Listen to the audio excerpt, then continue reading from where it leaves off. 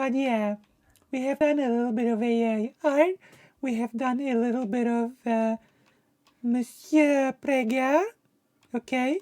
And now we're gonna look at something really wild, okay? Because a really interesting rumor has entered my domain.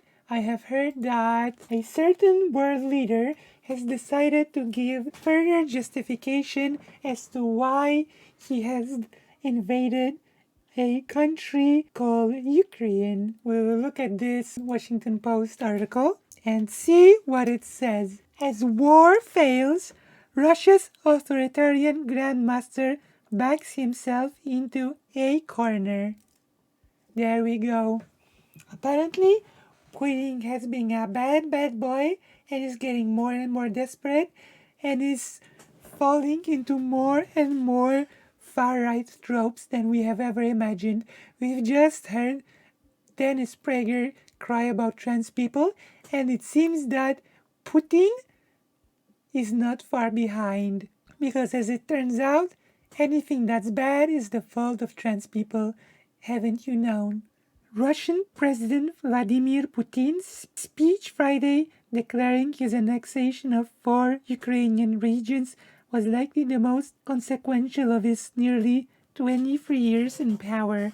But rather than a clarion call to restore Russian greatness as he clearly intended, the address seemed the bluster and filibuster of a leader struggling to recover his grip on his war and his country. By proclaiming the largest military seizure of territory since World War II, Putin left no off-ramp from his war in Ukraine, placing Russia and himself in acute danger. That raises a serious risk of escalation and the prospect of a new, more perilous phase of the conflict, which Putin has made clear is not just with Ukraine but also with the United States and Kiev's other Western allies, like for example Poland, which actually became more close due to this war with Ukraine than ever.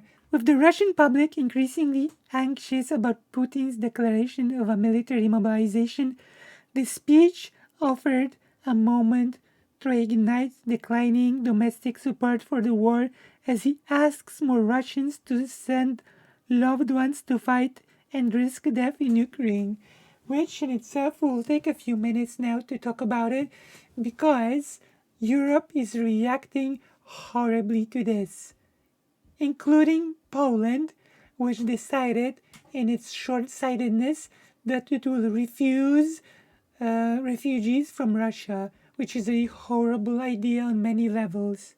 First of all, the citizens of a country are not responsible for the sins of their leaders. I think this is not a controversial take, and I think that if someone needs help and if someone just does not want to die and seeks asylum, they should be allowed to get it in a country. Do you agree? Second of all, it will create a grudge within the Russian population that wanted to run away from war, wanted to give up, wanted to just seek asylum, and they will refuse basically as just bad people, and they will see it and they will form a grudge against the countries that have refused them. So this is another thing. This is all very, very important to note. Instead, Putin delivered another rambling, resentful diatribe stuffed with historical references, lashing out fearlessly at what he described as predatory, thieving, lying, neo-colonial West out to dominate and break Russia. So I guess this is more fuel for the tankies that are pro-Russia in the West. They will just keep playing defense for Russia, saying, see, they're just fighting colonialism. I can see my future discussion with tankies going like this. No. Russia clearly said that they are just fighting neo-colonialism. For long stretches, he did not mention Ukraine, but focused his venom on the United States. Well, this is interesting. This has taken a turn. I guess Ukraine's not that important anymore. Guess it's all about the US now, right? Let's see what he has said about the US. The West wants to see us as a colony, a crowd of soulless slaves, he said in a long and aggressive denunciation of Russia's enemies. But how does he want to see Ukrainian people? And how does he want to see Polish people?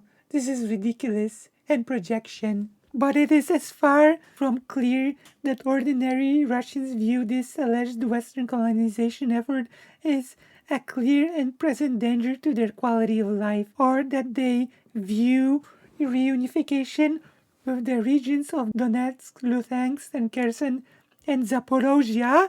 I would like to take this really important moment to point out that the Zaporozhia is the famous historical home of the Zaporozhian Cossacks siege.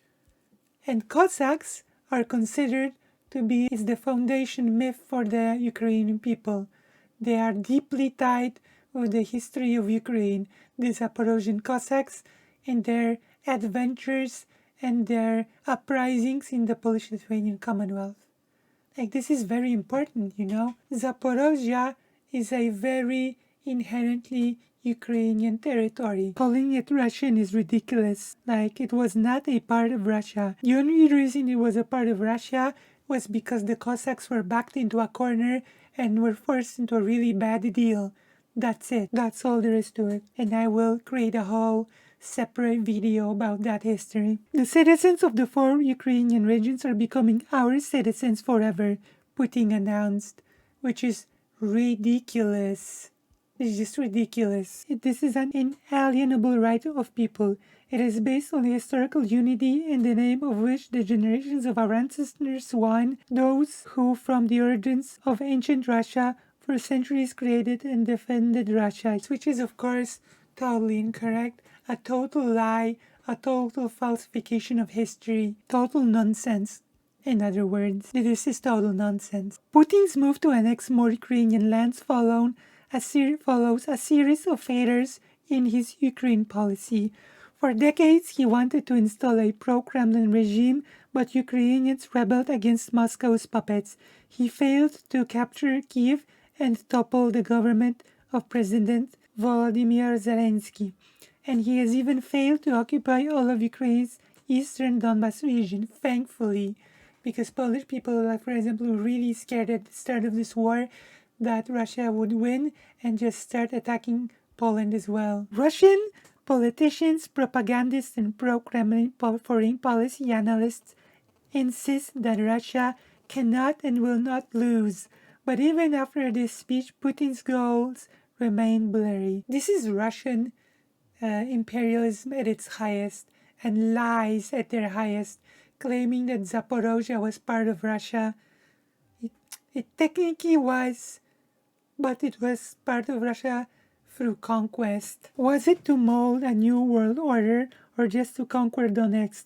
Was it to save Ukrainians in the east from what he called without basis genocide, to secure a land bridge to Crimea, or to save Russia from some future existential threat from the rapacious West? No one but Putin seems to know. I don't think even he himself knows. I think he's just rambling. Putin said Russia was leading a liberation and anti-colonial movement to create a just and free world, and spoke with contempt about the need to save Russia from Western degradation, referring to acceptance of non-binary and transgender people and monstrous experiments aimed at crippling children's souls. Wow, how interesting that Putin uses far-right propaganda almost word for word. Far-righters say, stop corrupting children, stop sexualizing children. Putin says, you are crippling children's souls, and non-binary people and trans people are unacceptable. Wait, hold on. Interesting. Tankies keep saying that comparing Russians to fascists and far-righters is incorrect. And yet, here we see Putin directly saying all the propaganda that the far right uses as well. Isn't that interesting? Transphobia. Transphobia became the go-to argument for all the horrible, bigoted tyrants, hasn't it? Like, when you don't have an argument, just use transphobia, because it became the go-to argument. Do we want things that lead to degradation and extinction to be imposed on children from elementary school? He asked. Do we want them to be taught that instead of men and women, there are supposedly some other genders, and to be offered sex change surgeries? This is unacceptable to us. There we go. There we have it, straight out of Matt Walsh's playbook. Wait, oh, you know what? We're gonna go back to Twitter right now, okay? Do we want to go back to Twitter right now? Because I have been inspired to do another banger tweet. Today we're making history on Twitter. You cannot stop me. You cannot contain me. I am inevitable. Inevitable. Thank you for supplying Vladimir Putin with horrifying arguments for annexing parts of Ukraine. Thank you for supplying Vladimir Putin with horrifying arguments for annexing parts of Ukraine. At Matt Walsh, at Libs of TikTok. Should we also at Tucker Carlson? There we go! You can also at Tucker Carlson. There you go. At Matt Walsh, Libs of TikTok, Tucker Carlson. There we go. Your rabid bigotry is serving interest of Russia well. Do you approve of this tweet? Thank you for supplying Vladimir Putin with horrifying arguments for annexing parts of Ukraine. Matt Walsh blog, Libs of TikTok, Tucker Carlson. Your rabid bigotry is serving the interest of Russia well. Do we approve? Okay, yay. Alright, we tweet.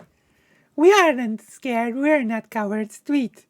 We have done our due diligence, we have done our duty as the tweeters. We have let them know our thoughts on the matter. He made it clear that Ukrainian counterattacks to retake territory would be seen as assault on Russia itself, warning that the Kremlin would use all means at our disposal to defend annexed land, comments that foreshadowed likely new escalation.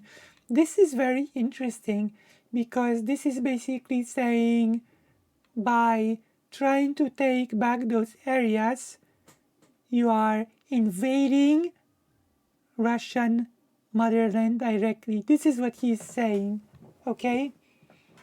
Because there's been a lot of saying that Ukraine will probably avoid invading Russia directly, right? And this move is basically saying, if you try to take those lands back, then you are invading Russia. And we will escalate by, for example, using tactical nukes or something like that. Hardlines have called for devastating strikes on civilian infrastructure such as dams and railways. Russian officials have openly warned Russia could use a nuclear weapon against Ukraine. In his speech, Putin warned that the United States created a precedent when it used nuclear weapons against Japan in 1945. Tatiana Stanovaya, an analyst with Carnegie Endowment for International Peace, said that Putin's escalation raised questions on whether Russia's elite was ready to go all the way with him. Many do not share Putin's argument that Russia faces an existential threat, she wrote in an analysis. Finally, the unity of the Russian elite may be cracking at the seams over whether Russia is willing to pay any price for defeating Ukraine, Stanovaya wrote. Having chosen to escalate, Putin now faces a real threat of defeat in a war based on misconceptions and intelligence failures that has exposed the country's military weaknesses, leaving him politically vulnerable at home and weakened on the global stage, which is very good. Although it's getting dangerous, we will see. Russians are protesting mobilization, and more than 200,000 men have fled the country and are not being accepted abroad, which is a very bad move. Putin's most important ally, Chinese President Xi Jinping, has asked questions and expressed concerns over the war. Indian Prime Minister Narendra Modi rebuked Putin publicly, and Turkish President Recep Tayyip Erdogan, who says Russia must return land seized after the February 24th invasion, warned Wednesday that the staged voting in Ukraine used by Moscow as a pretext for annexation brings troubles. See, everybody understands that this is BS. Everybody understands that the whole vote was just a pretext to take over land. Everybody understands this. This is like nothing that people do not understand. Everybody gets this. Xi, Modi, and Erdogan can be described as puppets of Washington. Meanwhile, Central Asian leaders, notably Kazakhstan's Kazym-Jomart Tokayev, are no longer deferential to Putin. Some of the cracks in the facade of Russian military power are now glaringly obvious.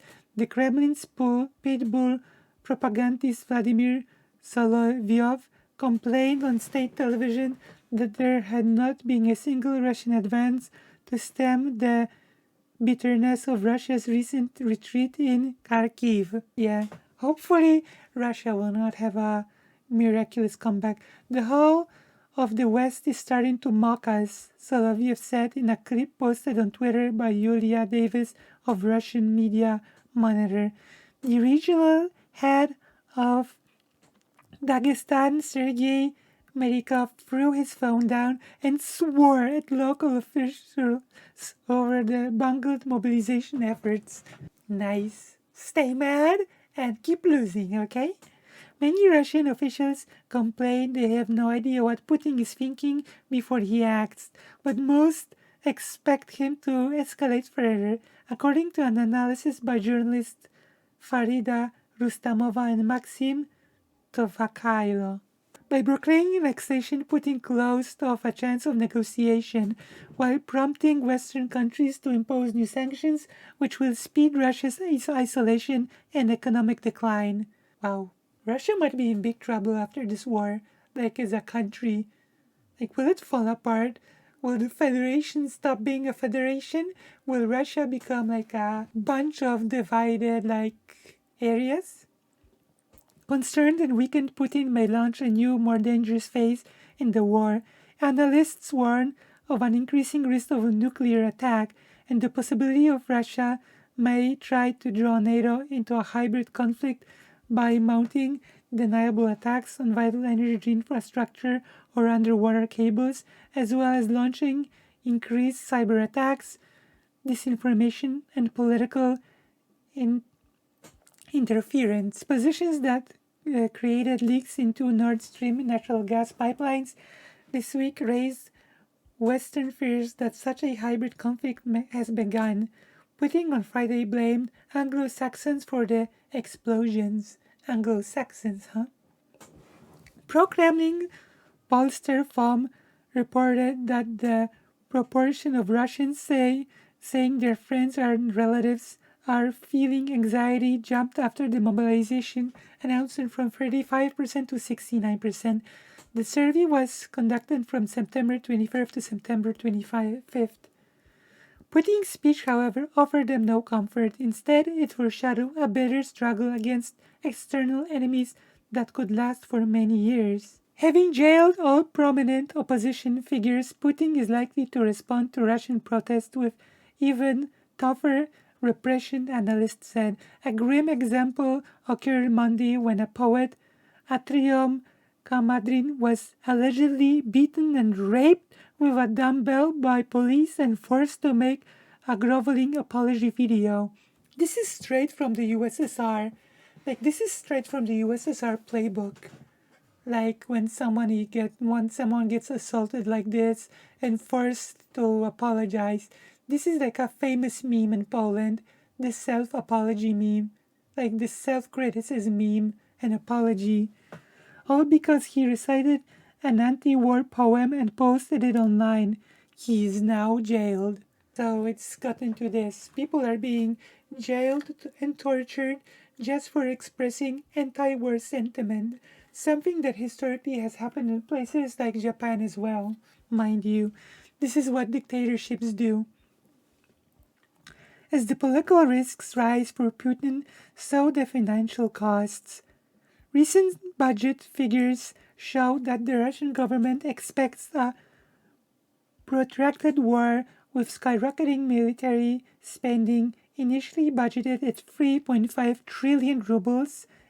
This year, it will instead reach 4.7 trillion, $78 billion, and is projected to hit 5 trillion, 83 billion next year.